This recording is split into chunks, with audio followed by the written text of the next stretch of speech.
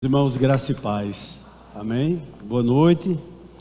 Vamos abrir a palavra do Senhor no primeiro livro dos Reis, capítulo de número 1. Nós vamos ler do 1 até o verso de número 10. 1 Reis, capítulo 1, nós estaremos lendo do verso 1 até o verso de número 10. À medida que você achou ou encontrar, gostaria que você ficasse de pé. Para você que tem dificuldade, 1 Reis fica entre Gênesis e Apocalipse. Facilitou para você? Muito, não foi? 1 Reis capítulo 1, do 1 ao 10, texto sagrado. Nós estaremos lendo. Um que eu digo é 11. Perdão, viu? É o capítulo 11. Eu disse 1, não foi? É 11, perdão. Nós vamos ler do 1 ao 8.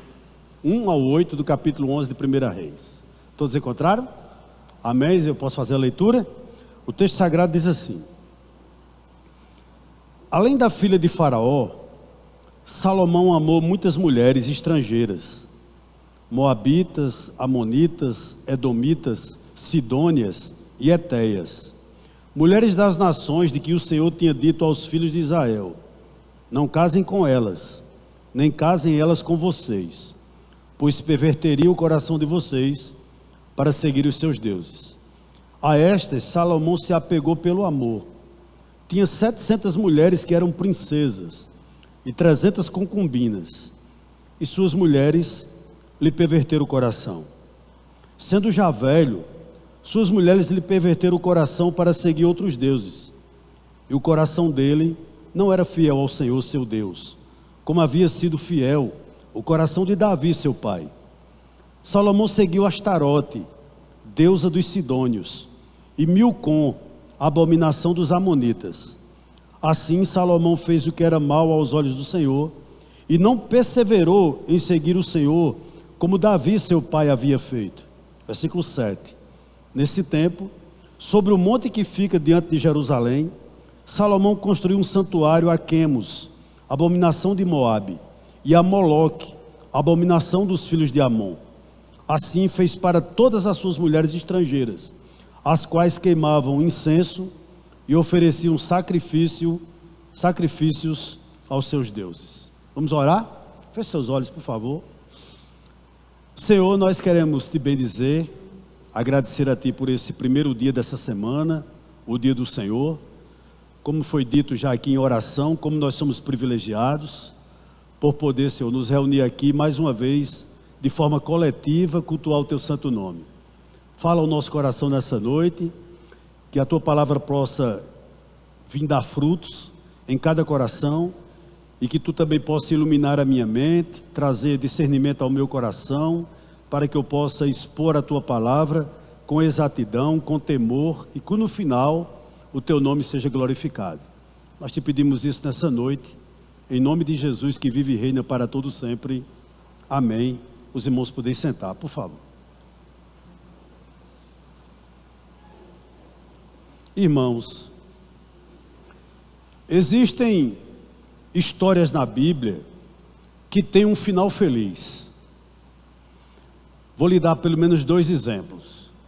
A história da família de Noé, que enfrentou 40 dias de dilúvio, né? E conseguiu sobreviver, todos a salvos.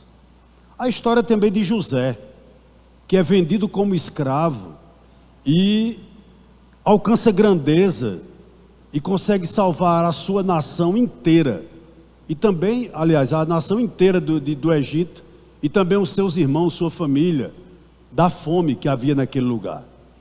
Então a Bíblia está cheia de histórias com finais felizes.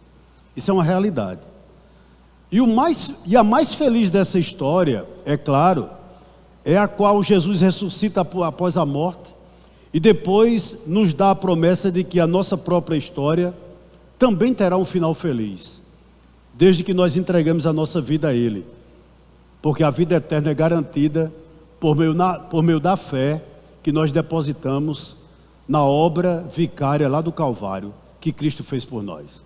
Então a Bíblia, ela é recheada, na verdade, com histórias de finais felizes. Mas também Há histórias na Bíblia, como também na humanidade, que está repleta de tragédias. Isso é uma verdade também. Eu lhe pergunto, o que constitui uma tragédia? Eu vou tentar lhe responder. Normalmente uma tragédia é uma história de calamidade excepcional. A tragédia ela começa com a prosperidade e aos poucos passa para a catástrofe. Em termos simples, a tragédia ela é uma história em que um grande homem faz escolhas erradas, cai em desgraça e às vezes, nem sempre, aprende com os erros. A Bíblia também, como a humanidade, ela possui história com finais felizes, mas também com finais de tragédias. Isso é uma realidade. E nós estamos aqui em uma história de aparente tragédia. E por que eu digo isso? Eu gostaria que você pensasse comigo sobre a grandeza de Salomão. Que grandeza é essa? Para começar, ele era filho da nobreza. Salomão era filho de Davi. Ele havia herdado a dinastia mais famosa do mundo. Era algo hoje em dia correspondente a ser filho de Trump e herdar, o império dos Estados Unidos em suas mãos. Guardado as devidas proporções, era exatamente isso que aconteceu com Salomão. Ele ocupava uma posição muito elevada. E por que eu digo isso? Porque ele era rei de Israel. Como se isso não bastasse, Salomão era um construtor famoso. O seu templo, o templo de Salomão, construído em Jerusalém, era considerado uma das maravilhas do mundo antigo. Outra característica da grandeza de Salomão, ele construiu não só o templo, mas ele construiu um palácio para si. Esse palácio era constituído de um salão de pilares. Existia uma sala do trono, uma casa da floresta no Líbano. E a Bíblia diz que em riqueza, ninguém se comparava ao rei Salomão. Está lá em 1 Reis, capítulo 3, versículo de número 13. Mas isso não era tudo sobre Salomão, sobre a grandeza de Salomão. Salomão também era um poeta brilhante. Um homem à sua frente, à frente da sua geração, eu digo melhor. Ele era um escritor que teve revelação, teve inspiração e teve iluminação. Eu vou explicar. O que é revelação? Era algo que, se Deus não tivesse dado a Salomão, nós não teríamos acesso. Por exemplo, o livro de Provérbios, a maioria dos provérbios. Ele teve inspiração. O que significa isso? Que ele ouviu a voz de Deus e conseguiu registrar em livros como Eclesiastes, como Provérbios e como alguns salmos, que é de autoria dele. E como se isso não bastasse, Salomão teve iluminação, também do Espírito Santo, para que ele pudesse fazer todos esses registros. É da sua autoria alguns salmos, o 127, o 128, é da sua autoria a maioria dos provérbios, é da sua autoria também o livro de Eclesiastes. Então Salomão foi um poeta, sem sombra de dúvidas, brilhante. Como se isso não bastasse, Salomão tinha uma mente prodigiosa. E por que eu digo isso? Ele foi o homem mais sábio do mundo. Em sabedoria, ninguém conseguiu ser maior do que Salomão. E pessoas vinham do mundo inteiro para ouvi-lo. E quando tinha contato com Salomão, com a sabedoria de Salomão, ficava como se fosse fora de si, diante de tanta sabedoria. Um exemplo disso é a rainha de Sabá, que o procura em 1 Reis capítulo 10, versículo de número 5, e sai de lá boquiaberta com a sabedoria do rei Salomão. Mas isso não era tudo ainda. Além de todas essas características da grandeza de Salomão, Salomão também era um homem de oração. Quem de nós que está aqui nessa noite, ou me acompanhando de forma remota, a propósito, sejam todos bem-vindos, em nome de Jesus, não já ouviu aquela oração feita no livro de 1 Reis, capítulo 8, se o meu povo, que se chama pelo meu nome, orar, jejuar e me buscar, então eu ouvirei do céu, perdoarei os seus pecados e sararei a sua terra. Já ouviu essa oração? Quem é o autor dessa oração? O rei Salomão. Então Salomão também era um homem de oração. Um homem de oração. A oração de Salomão é repleta de ações de graças, de confissão, de intercessão e de louvor. Então parte da grandeza de Salomão dizia respeito à sua santidade.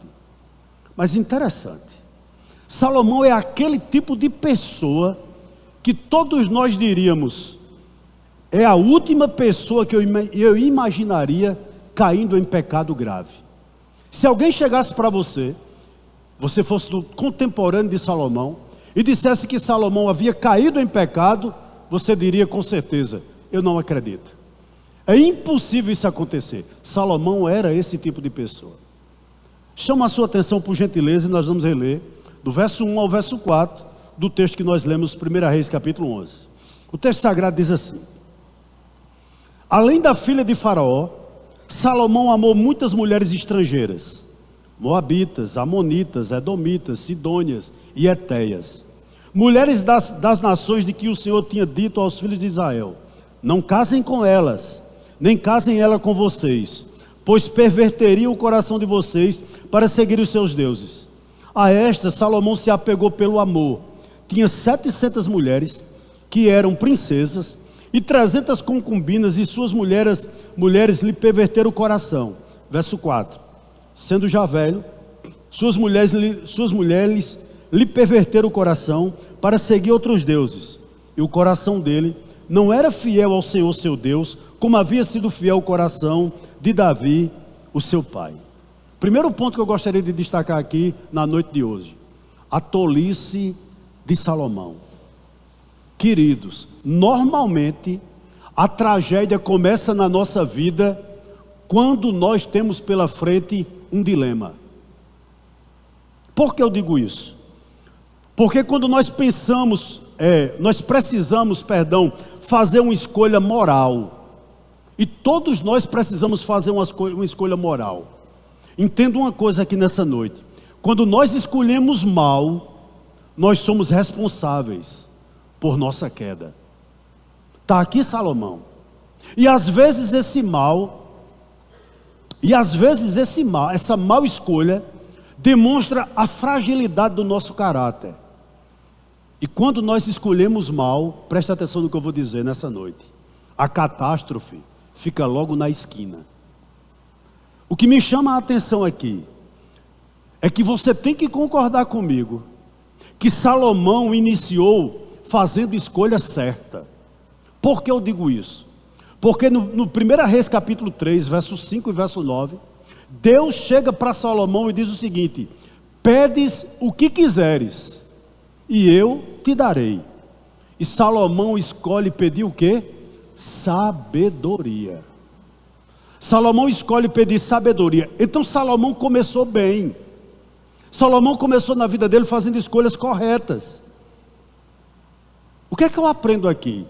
Que assim como Salomão, optar, buscar, pedir por santidade, não é uma escolha que nós fazemos uma vez na vida e automaticamente está tudo certo, está tudo resolvido. Não, irmãos.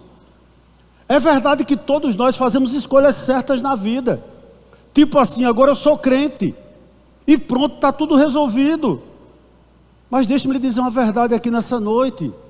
Amados irmãos, o cristão ele não é alguém que entrega-se a Cristo uma vez e pronto.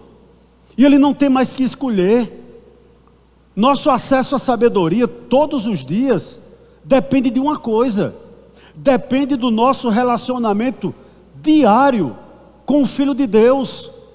Você pode escolher certo hoje e amanhã você fazer uma escolha errada.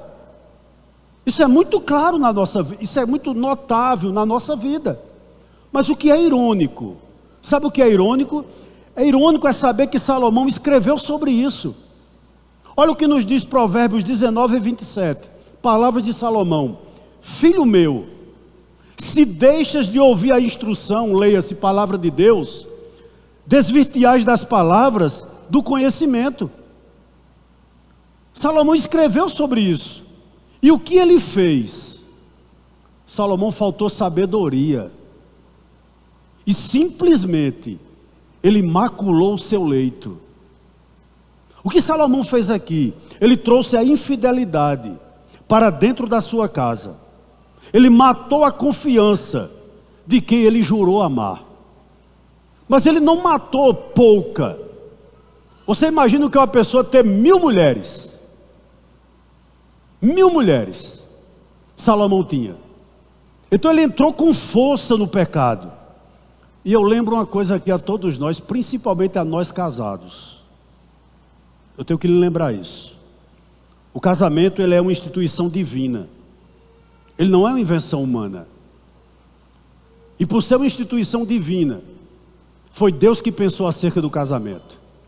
E o casamento, ele é uma relação heterossexual, ele é uma relação monossomática, ele é uma relação monogâmica.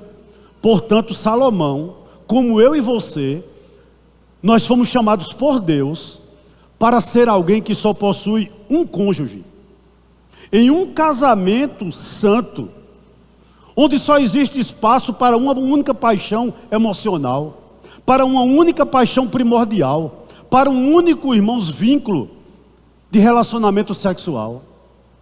Salomão simplesmente desprezou isso. E perceba uma coisa nessa noite: todos os dias, quem sabe todas as horas, nós precisamos fazer escolha.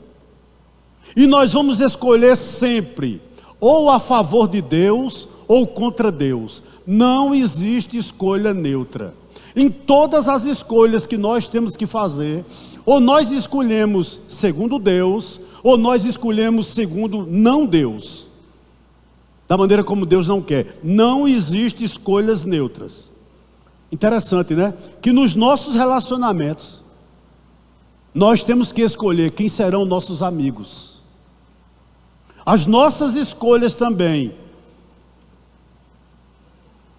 exigirá como nós gastaremos o nosso tempo. Por exemplo, como você gastou o seu dia do Senhor hoje? Como foi o seu domingo? O quanto do dia do Senhor você dedicou a Ele? São escolhas que nós fazemos. Nós também temos que fazer a escolha, como nós usamos o nosso corpo. Tudo isso são escolhas que nós temos que fazer.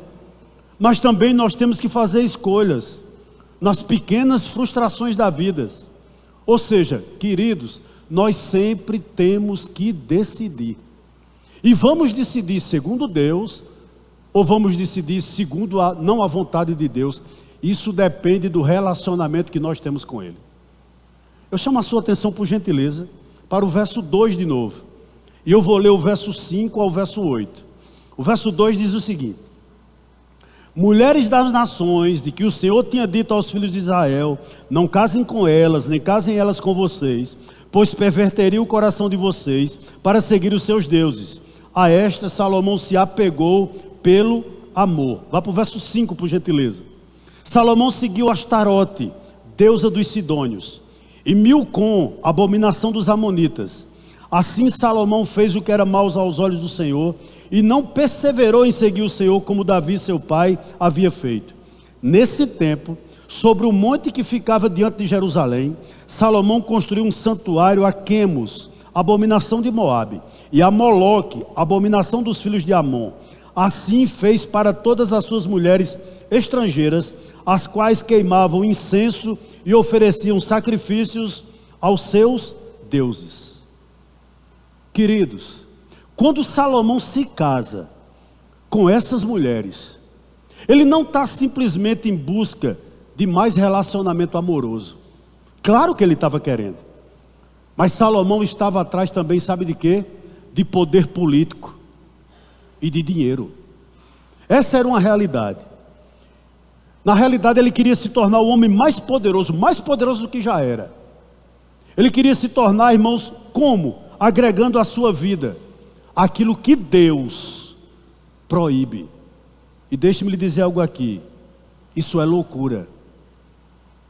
Deus havia proibido de forma explícita a todo hebreu que não devia fazer casamentos mistos, nem trazer para si dinheiro, principalmente para os reis, carros, cavalos, não comprasse em excesso. O que é que eu aprendo aqui nessa noite, para mim e para você? É impossível você e eu, como Salomão, a gente se realizar com aquilo que Deus proíbe. É impossível você ser feliz em um relacionamento, ou em um negócio, ou em qualquer outra coisa que Deus diz a você que não entre, que não faça. Está aqui Salomão, pagando para ver, e isso é uma loucura enorme. Por que eu lhe digo isso? Porque no texto que nós acabamos de ler, a gente vê Salomão seguindo Astarote, deuses pagãos. A gente vê Salomão seguindo, por exemplo, a Moloque, que recebia sacrifícios de crianças no seu ventre. Moloque tinha uma estátua enorme dele, tipo um touro, com um furo na barriga, e era aquecido ao extremo aquela estátua, e crianças que ainda estavam sendo amamentadas, eram jogadas em sacrifícios ao deus chamado Moloque. A esses deuses aqui, está Salomão adorando. Um pecado chama outro, um abismo chama outro. Por que eu lhe digo isso? A poligamia de Salomão, que era a quebra do 7º mandamento, o transformou não só num polígamo, mas num politeísta. Salomão não quebra apenas o 7º mandamento, ele quebra o 1º e o 2º mandamento. Aí eu lhe pergunto, quem era Salomão? Salomão era o homem mais sábio do mundo. Nenhum de nós que aqui estamos temos a sabedoria de Salomão. Ninguém se igualava em sabedoria a Salomão. Aí você me pergunta, pastor, por que isso aconteceu com ele? Eu tenho uma resposta para você. Quando um homem, ele tira os olhos de Deus e passa a confiar em sua própria força, você pode esperar a sua queda. Está aqui Salomão fazendo isso. E eu gostaria que você atentasse para o seguinte: que os deuses de Salomão, esses aqui, estão presentes e muito, talvez como nunca, na nossa sociedade, e eu vou lhe provar. Primeiro, quantas pessoas que se dizem cristãs buscam relacionamentos íntimos fora do ambiente do casamento? Veja que os deuses de Salomão ainda estão presentes em nossos arraiais. Quantos dos nossos jovens não são tentados? Eu vou repetir. Quantos dos nossos jovens não são tentados a ter um relacionamento com alguém que não crê em Cristo, que não crê na Bíblia, que não honram a Jesus, que não querem nada com a igreja? Muitos dos nossos jovens. Talvez você, jovem que está aqui, ou me acompanhando aí pela internet, você hoje está vivendo essa tentação de construir um relacionamento com alguém que não tem o menor temor a Deus, que não tem nenhum relacionamento com Cristo. Você vê que os deuses de Salomão ainda estão presentes hoje? E mais, quantos se dizem evangélicos, mas adotam práticas, costumes, crenças de outra religião? Você conhece algum crente com medo de macumba? Você conhece crente com medo de mal olhado? Você conhece crente que acorda com o pé direito, tem que colocar o pé direito primeiro no chão, porque não pode acordar com o pé esquerdo? Veja que os deuses de Salomão estão presentes na nossa sociedade, queridos.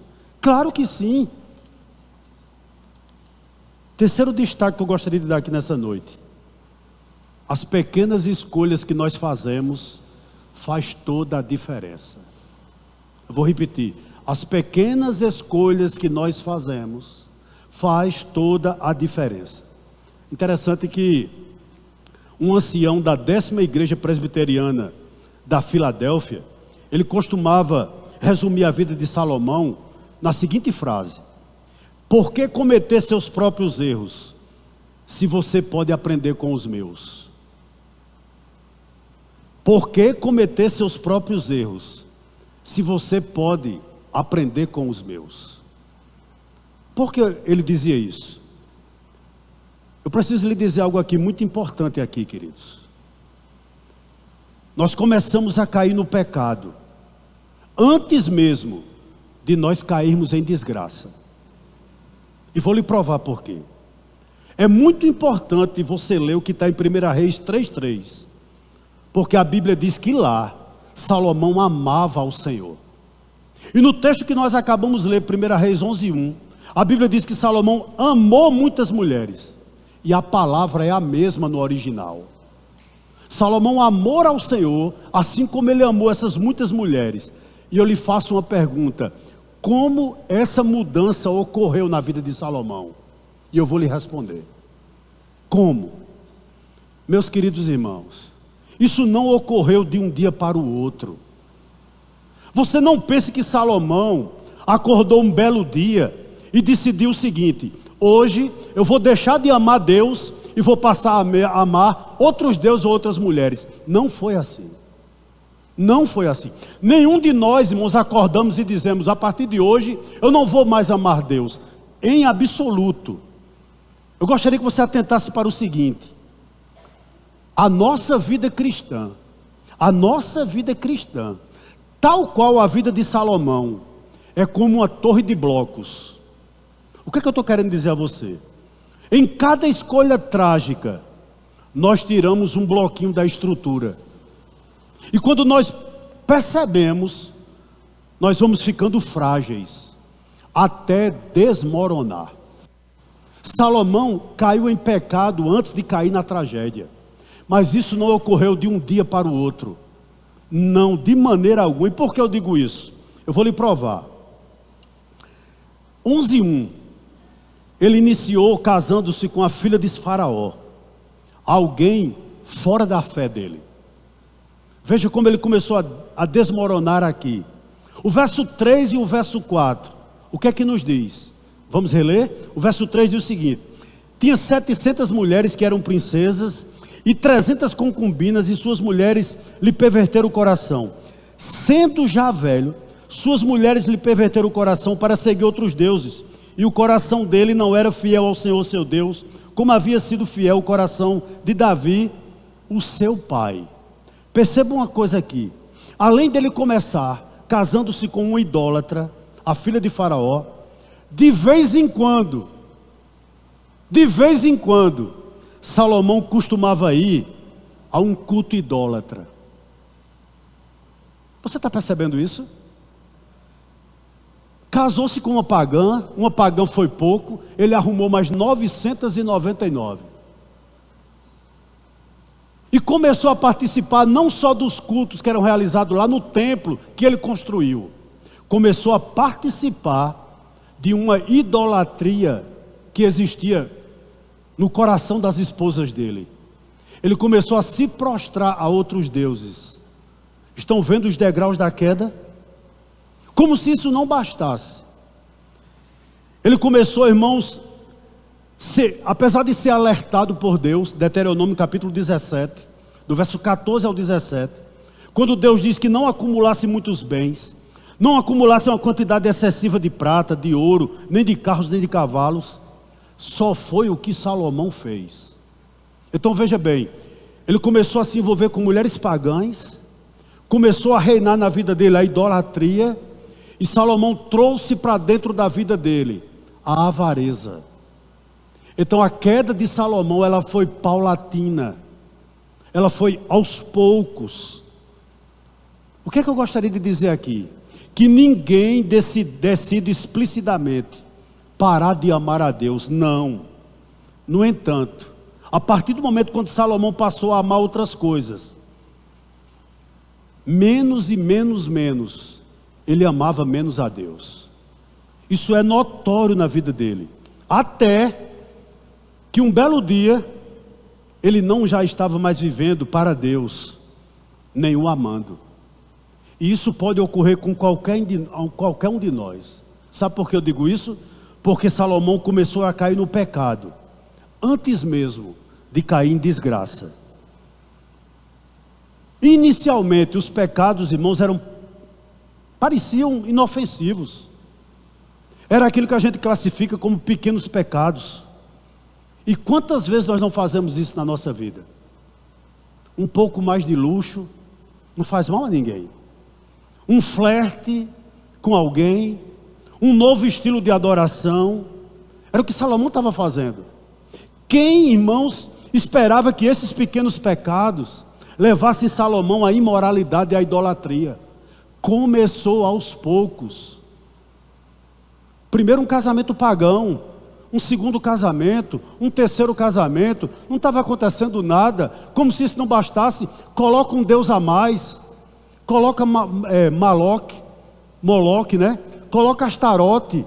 O que é que tem? Um Deus a mais, um Deus a mais. Aos poucos isso foi, irmãos, tomando conta do coração de Salomão. É um luxo a mais. Eu vou comprar um cavalo a mais, eu vou comprar uma joia a mais, eu vou comprar um servo a mais. Aos poucos isso foi tomando conta do coração, e isso pode acontecer comigo e com você. Isso é muito sutil, irmãos. E como isso ocorre? Vou lhe dizer, nos nossos dias, os nossos pecados, tais quais os de Salomão, relativamente eles são pequenos, e muitas vezes eles são facilmente justificáveis. A gente começa olhando uma foto inocente. Mas só está um busto. Pouco tempo nós estamos olhando coisa mais. O camarada manda um vídeo indecente num grupo que você participa, você olha, daqui a pouco ele está mandando 2, 3 e você está olhando e já não dói mais. Já não dói mais. Então, irmãos, isso é muito perigoso, imagens sensuais. Segundo, pessoas que dizem, que importa que ele é cristão? Eu vou me relacionar com ele. É uma pessoa tão boa. Já ouviu isso? É uma pessoa tão boa. Não importa que ele é cristão, não tem problema algum para a minha fé. É gente boa demais. Irmãos. Irmãos. Principalmente os jovens que estão aqui.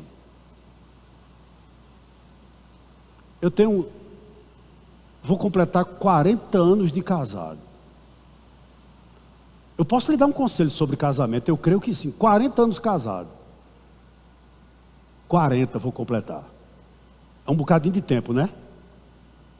Nunca case com alguém que não lhe aproxime de Deus.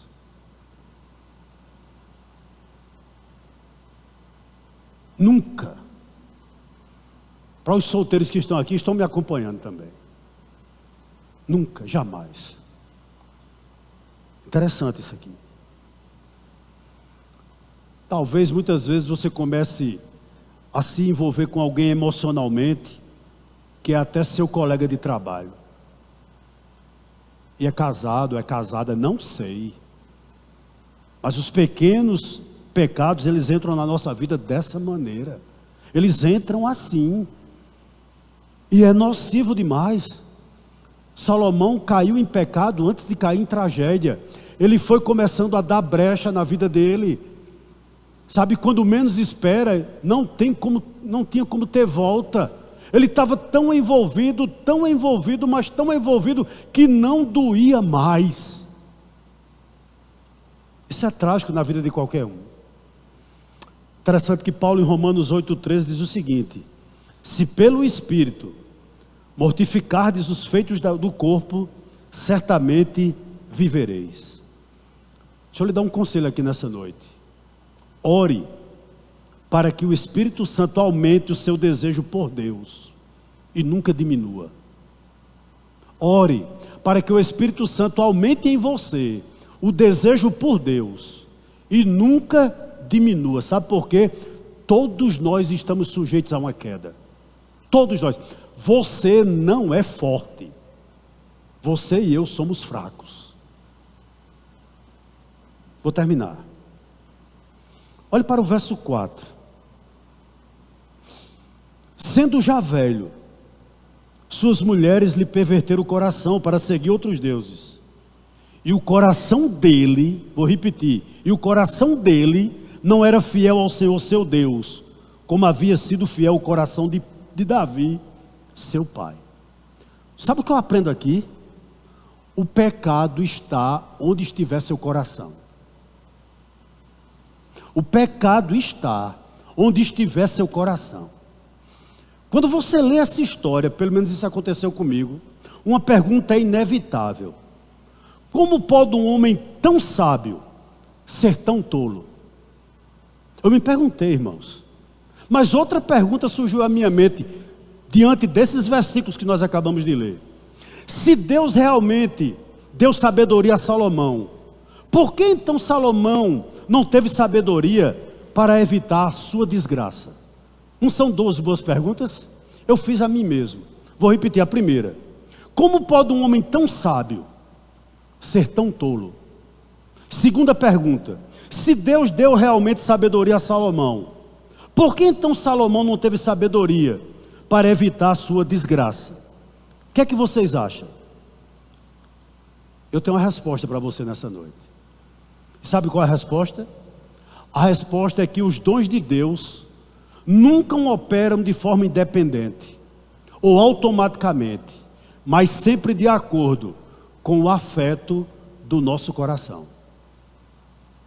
Olhe bem uma coisa aqui: na Bíblia, o coração é o centro volitivo, é o centro amoroso, é o centro pensante da pessoa. Então atente para o seguinte: Salomão tinha muita sabedoria, é verdade, né? Mas olha que verdade preciosa eu vou lhe dar aqui nessa noite. Nossos dons, eles podem ser úteis para a construção do reino de Deus, mas somente na medida que o nosso coração estiver comprometido com a glória de Deus. Tanta sabedoria, né? Tanto sabedoria. Eu lhe pergunto, para quê? Um aviso importante para você que tem dom. Talvez você tenha o dom de louvar, de pregar, de ensinar, o dom de misericórdia, né? Eu sei que pelo menos um dom todos vocês têm aqui. Deixa eu lhe dar um conselho aqui nessa noite, e é um aviso sábio, creio eu, para quem tem grandes dons.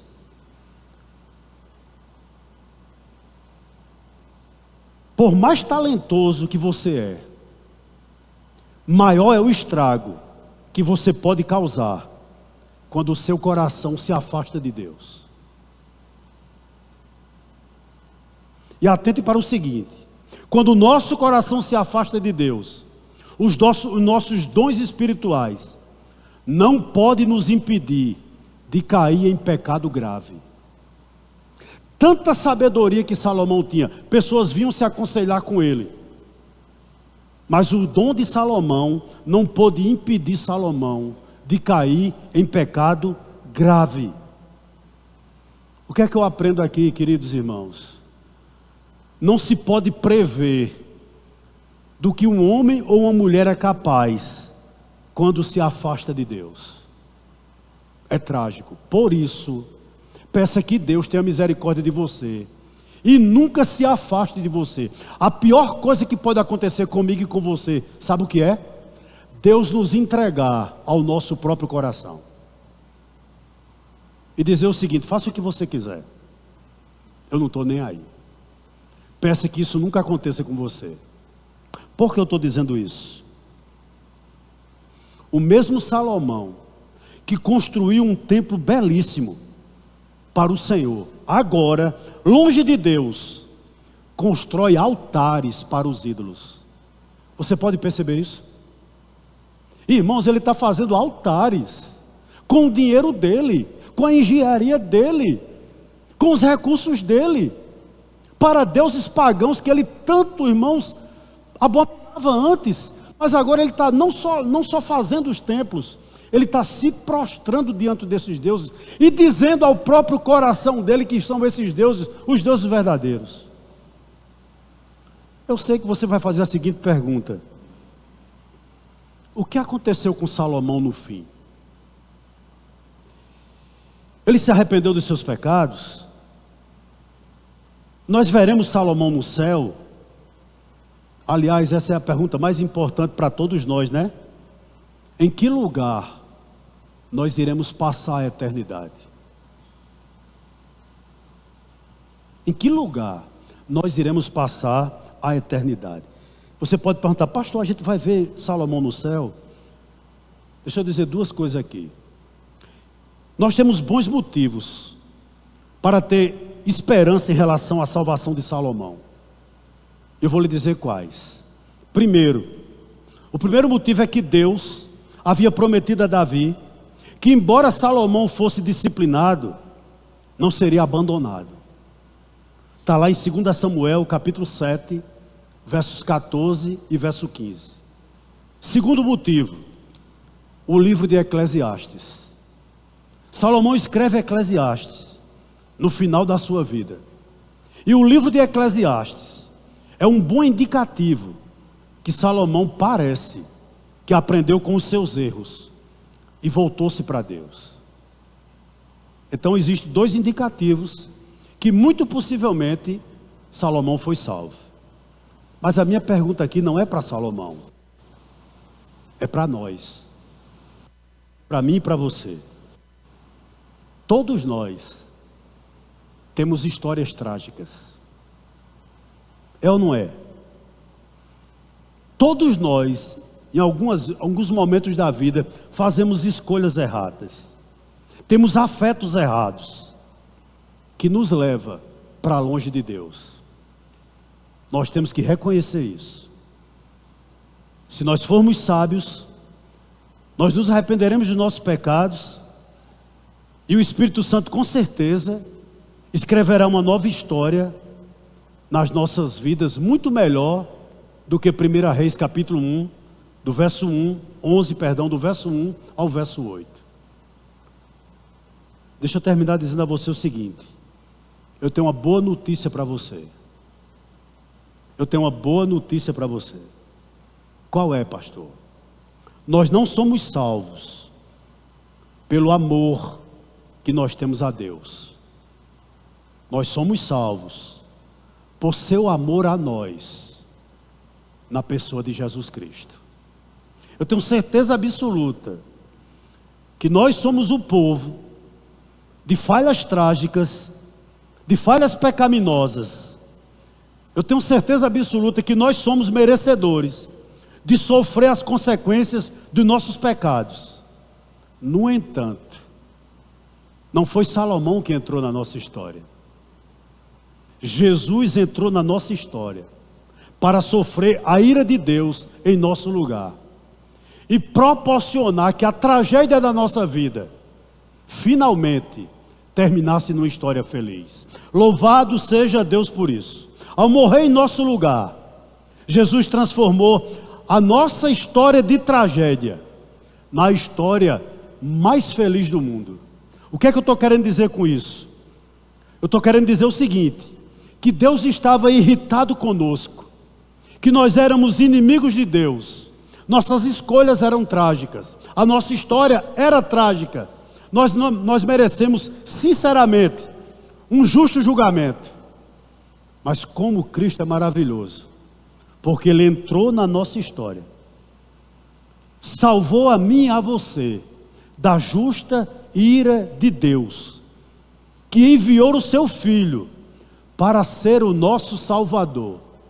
E exatamente agora, Ele olha para mim e para você, o Deus Pai, não vê as nossas histórias e escolhas trágicas, mas vê o Filho dele, que morreu no nosso lugar, para conceder a mim e a você vida eterna.